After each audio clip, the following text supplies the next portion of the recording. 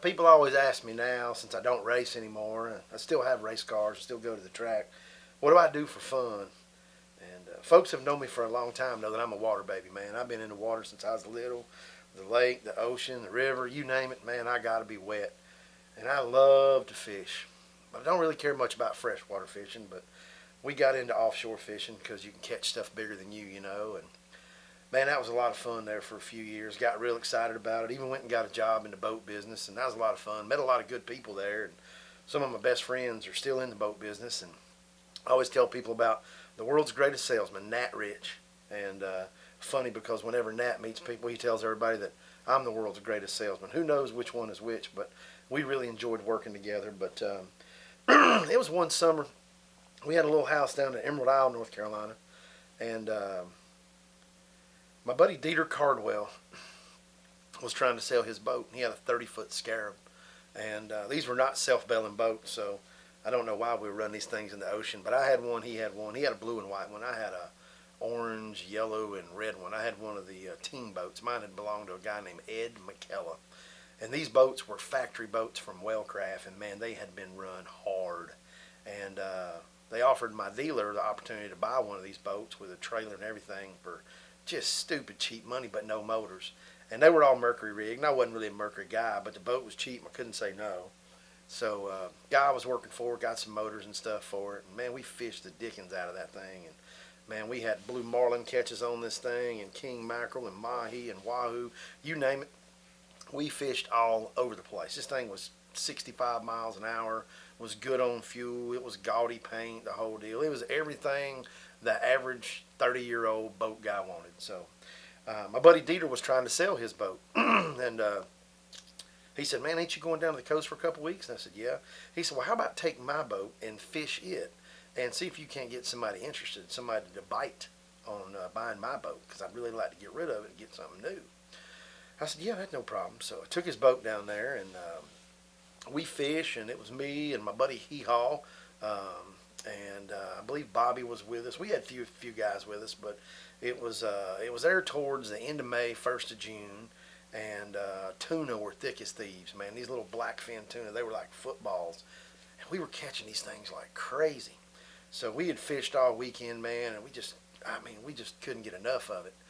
Well, all my buddies had real jobs, and they had to go back to work, but the dealer I was working for, I had a pretty flexible schedule. I was commissioned, so if I wasn't there, I didn't get paid, and if I didn't sell anything, I didn't get paid. But I'm trying to sell this boat for Dieter, and he's going to help me out, financially if I sell it. So I had decided to stay over on Monday, and there's a little marina there in Emerald Isle called Island Harbor. I think they've changed the name now, but there was this old guy that used to be down there all the time, and we all called him Drunk Bob, and you can imagine why we called him that. Well, I talked to Drunk Bob on Sunday about going fishing on Monday, and he said, man, I'd love to go fishing. I've been offshore in a while, I'd really like that. So I said, man, that'd be great. I said, well, I'll tell you what, I'll be down here tomorrow morning at 5 a.m. I'll get the boat in the water, and you just come on down, and we'll take off. And he said, man, that'd be great. So sure enough, I go to bed that night, and I'm super excited, and I wake up the next morning, and about 4:15, go out, hook the boat up to the truck, man, run by, get ice, all the stuff. I get to the boat ramp there at the marina about 4:45, a few minutes early. And, I get the boat in the pool and tie it up and sitting there waiting. Well, 5 o'clock comes and Bob's not there. And 5:15 comes and Bob's not there. 5:30 comes and Bob's not there. About 5:45, I realize Bob's not coming. So I'm determined I'm going fishing. So, man, I untie my lines, back up from the dock, man, make the left turn, run down the ICW, hit the inlet, and if you've ever been out of Bogue Inlet, it snakes around, and it's not marked very well, but we've been going in and out of it a lot. So I'm running the radar and the GPS, and man, I hit the ocean. And it's about a 4-foot groundswell, but they're really far apart, and they're timed real nice, and this is a real fast boat. So, man, I got this sucker just in the wind, and I'm headed offshore. And we used to fish an area about 65 miles outside of the inlet right there. And in calm water, this boat would do it in just a little bit over an hour. So I run this boat, and I get about 45 miles offshore, and I got to go to the bathroom. So I pull it off plane, and it's just sitting there in gear, just slowly nudging forward. I do my business over the side there, and I go to put the boat back in gear, and it said, check engine. And I'm like, man, this thing's running great.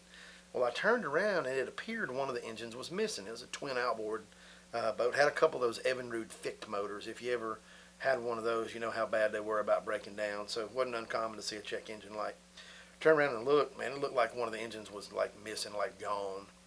So I run back to the back of the boat, and it's still there, but it had broken the turnstile assembly, the cast plate underneath it, and the motor had wrapped itself back underneath. It had a gill bracket that set off the boat. It had wrapped underneath there, but it was still running. Throttle cable, shift cable, all your power stuff was still holding it on, and the motor mount was still bolted to the bracket, but the motor had come underneath the boat. So, of course, I shut it off, and I'm trying to trim it at the helm, but I can't trim it. But I was able to trim it at the actual engine. But it didn't trim up like it should. It trimmed straight up. And I don't know if you've ever been around an outboard, but they're 6'6", 7 foot tall, whatever they are. So I get this thing trimmed straight up, tied off with a rope, and I've only got one engine. Well, I'd never been on one engine in a twin engine boat, so I assume if it run 65 with two motors, it'd run, 30 or 32 and a half on one. It doesn't work that way. There's not enough propeller to get you on plane. So I'm sitting there trying to get this thing up on plane, and I blow the lower unit out of the second motor. So at this point, I have no propulsion. I'm about 45 miles offshore, and trying to figure out what the heck I'm going to do. Well, the big motor that had broken that I had up there still had propulsion, but it was oscillating, and the gimbal wasn't working, and so I lowered it back down in the water enough where that propeller would give me a little forward propulsion, and I'm moving about 2 miles an hour, very, very slow. Decide to put some lines out because it looks like I'm going to be here for a while, and I've turned around and I'm headed back towards the inlet. And I decided I better call Sea-Tow. And if you've never used Sea-Tow, Towboat US, it's like AAA on the water. And so I decided I'm going to radio Sea-Tow. I got a Sea-Tow membership, and they'll come get you. So I hit the Sea-Tow, I hit the button on the thing, and shows it's transmitting, but I'm not getting any response whatsoever, which is really out of character for those guys. And I've got a pretty powerful radio on this boat. Dieter was actually a U.S. Coast Guard captain, and he had licensed some stuff, and he had a much better radio than I had on my boat. So this is a 100-mile ship to shore. I ought to be able to talk to anybody, not getting anything back. Well, I happened to glance up at the top, and I see that the antenna's laying down. I'm like, well, dang, I forgot to put the antenna up this morning. Well, I hadn't forgot to put the antenna up. The entire base assembly had come unbolted, and if you remember those old Shakespeare ratchet mounts, the bolt was bad about coming out, and the bolt was gone, and I didn't really have another bolt with me. So I decided that I'm going to hold the antenna up, and I'm going to talk. Well, the problem is that antenna gets hot, real hot. So I key the mic, and when I do, I'll burn myself all the way across the palm. And I realized that's not going to work. Found a bungee cord and had some fishing line, of course. Rigged up some kind of engineered deal there, and I finally am able to make communication with one of the head boats. One of the charter boats is on his way out. And he said, Captain, I'll relay for you. So I kind of, explained the situation, and he relays to Sea-Tow, and Sea-Tow is on the way. So I give him my coordinates, where I'm located. And I don't know, probably an hour and a half goes by, and I've been fishing, and nothing really biting. A few strikes, but nothing crazy. And about that time, man, my furthest line out takes off. And I'm like, man, that's awesome, and I grab the rod, and I get it up there, and it's a wahoo, man, and that thing's 45, 50 pounds, beautiful wahoo. And I always fish just in board shorts and a tank top or t-shirt, and visor, that kind of thing. And I was bad about fishing barefooted. My friends gave me a hard time about it, but I was barefooted. I get that wahoo up there, and man, I gaff him and stick him up, and those old scarabs had a deal across the back where you could kind of lay your fish, and it was the fish box area, and I put him up there, and man, I'm getting the hook out of him, and if you've never seen a wahoo, he's got tons of teeth. And about that time, a swell breaks, and when he does, I've got my foot right there kind of behind his mouth. When I do, I kind of stumble, and I push down on that fish, and I shot him back in the water. Well, I've already pulled the hook out of him, so he's gone. I'm like, man, that sucks. So I'm kind of, a little dazed and confused about losing my wahoo, and about that time, both of my other lines, I only had 3 lines out, take off running at the same time.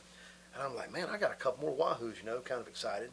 And I grab one line and get it up there, And dang if I'm not in the tuna. I'm like, man, these things are schooling everywhere.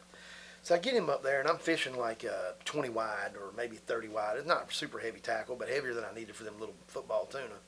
Get him up there, and I had a little 4-foot gaff, and I stick him right in his femoral artery, right in the back. And he's spraying me with blood all over the side of the boat, the whole deal, you know. So I get him, and I pull him over there close to the side of the boat, and I reach down and I get the hook out of him. Another mistake. I grab that gaff and go to sling him over, and when I do, it pulls right out. Bam, he hits the pool, and he is gone. So now I've had 2 opportunities and no fish. In the meantime, I've been sprayed, and I'm covered with blood. Don't keep a vanity mirror on the boat, so it's not real important to me that I look like blood. I don't care. Nobody's with me, obviously. So the other line, I had forgotten about it. It had gone flat, so I figured whatever was on it had gotten off. So I start reeling it in, and I probably make about 20, 30 rounds with the reel, and bam, it's still there. Get it up beside the boat. There's another little schooly black fin, like the one that I had just pulled the gaff and the hook out of, and get him up beside the boat. Well, I don't have a gaff now.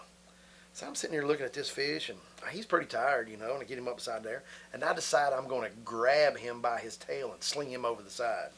If you've never had a dislocated shoulder, this is a real good way to get one. Grab you a 30-pound blackfin and try to sling him over the side. He about beat me to death. So I just cut the line and let him go. I'd had all the fishing I wanted that day. So it's probably 15, 20 minutes goes by, and the CETO captain finally reaches me, and it was a female captain. And she's like, Captain, you know, where are you located? And so I give her my coordinates, you know, because obviously it's been a little time. And she said, what's your current speed over ground? And I said, 2 miles an hour. She said, what's your distance from the inlet? I said, 42 Statuette. So she said, you're 42 miles from land, and you've got a 2 mile an hour ground speed. Is that correct? And I said, yes, sir. She said, well, if you're making progress towards your inlet, I don't understand the problem. And I says, well, ma'am, that'd be 21 hours at sea, and I didn't want to wear out my welcome. She said, point taken, Captain, I'll be right there. So eventually I see the boat on the horizon, you know, and she shows up, and she greets me on my starboard side there, and she comes up, and she didn't pull the boat all the way to me. She's probably 15, maybe 10, 15 feet away. And the very first thing that she says is, where's your crew? And I said, well, I ate them. Now, I've got no idea that I'm covered in blood. I've wiped my face. It's sprayed all over me. I don't have a vanity mirror on the boat. And this happy, tickled to come help me captain all of a sudden gets this scowl and this look on her face just like she's mortified. So she didn't think it was funny, apparently. So she said, Captain, I'll be right back. So she turns off my starboard side, and she runs probably 100, 150 yards away. And she's just sitting there. I can't really tell what's going on. But I've got my radio on scan. And I'm hearing bits and pieces of a conversation that she's having with the Coast Guard. So can't really make out exactly what's going on. Don't really think it pertains to me. No big deal. So she pulls back over there. She throws me a line, and it drops in the water. And, you know, I take a rod, and I get the line, and she tie it to the bow. And pull your other motor up, put your K-planes down, we'll be in the inlet. So we're making progress towards the inlet. Life's great. We get to the inlet, and I look, and there is a Coast Guard rigid inflatable boat with a couple petty officers on it. Carteret County Sheriff's Department sitting there in like a little skiff looking deal. And I'm thinking to myself, man, somebody is in some kind of trouble this morning. This ain't good. So we roll in the inlet right there, and I noticed that Coast Guard boat and that Sheriff's Department boat dropped in behind us. And neither one of them have got lights or anything on. They just kind of were following us. And I'm thinking, you know, maybe they're doing tactical maneuvers. We're really close to Cherry Point, Camp Lejeune. We've got the state port up there where they load Marines. So, you know, you see a lot of police and Coast Guard activity down there. You don't really pay a lot of attention to it unless you're in trouble. So we pull back into the marina, which is probably 2 miles, maybe 3 miles from the inlet. And I get there, man, and there are sheriff's cars everywhere. Deputies walking up and down the dock, the whole deal. And I'm thinking, man, something really, really bad has gone on here. So they kind of pull me up, and one of the deputies grabs my boat and pulls it up. And man, I am barely in the slip. And there is 3 deputies on the boat. I'm tackled, laying face down on the ground. One of them's got my arms behind my back. Somebody else is reading me Miranda rights, the whole deal. And I'm like, man, y'all got the wrong guy. I mean, I don't have any drugs. I didn't do anything wrong. So these guys are holding me down, put me in handcuffs, the whole deal, and pick me up, and they start interrogating me. And they're like, what time did you leave the dock? And I told them, you know, and they said, where's your crew? And I was like, man, I don't have any crew. We know you told the CETO captain that you ate them. You know, how long have you been at sea? And and this, that, and the other. And I'm like, well, I mean, I left this morning at about 5:45, and I was supposed to meet somebody down here, you know. And yeah, we know he's missing, and nobody's seen him, and it looks like you ate him, and cannibalism, and all this. And I'm like, I'm just blown away. And I finally am like, well, what are you saying? And they're saying, well, Bob was supposed to be down here. He comes and hangs out every morning. You know, they drink beer pretty early, and everybody knew he was supposed to go with you, and he hadn't shown up. And I'm like, man, that's weird. And yeah, we know it's weird. He went with you, and you apparently ate him or threw him overboard or whatever. And I'm like, what? And one of the deputies said, sir, have you seen what you look like? And I'm like, no, I've not, you know. So they dragged me into the marina and put me in front of the mirror. And I mean, I got blood caked on my face, down my neck, sprayed up my shirt, my shorts, my legs, the whole deal. And I could see I had a little on me. And it really looked like I had eaten somebody. Well, they thought that I'd ate Bob. Well, it turned out Bob was at home sick and in bed. And Bob did not come. He partied a little too hard the night before. And they all thought that I had eaten Bob. And man, there's deputies and all kinds of stuff down there. There was a news van, the whole deal. But they obviously realized it was a mistake and I didn't eat Bob, and that I probably shouldn't have told the Velocita captain that. But needless to say, tore Dieter's boat up. He wasn't mad. He was pretty excited. You know, the insurance company took care of it or whatever. But Velocita captain got on to me. You know, you got to be straightforward and honest, and I understand that. But the moral of the story for me was always take 2 gaffs, because if I'd have had a second gaff, I'd have had 3 fish in the boat. I'd have had stuff to eat that night. But that's probably my best and worst fishing tale all at the same time. And won the Bent Hook Award that year for the Winston-Salem Saltwater Fishing Club as worst experience at sea that nobody died from. And even though they thought Bob died, because they thought I ate him. So if you guys ever want to go fishing, give me a call. We'll get you guys offshore.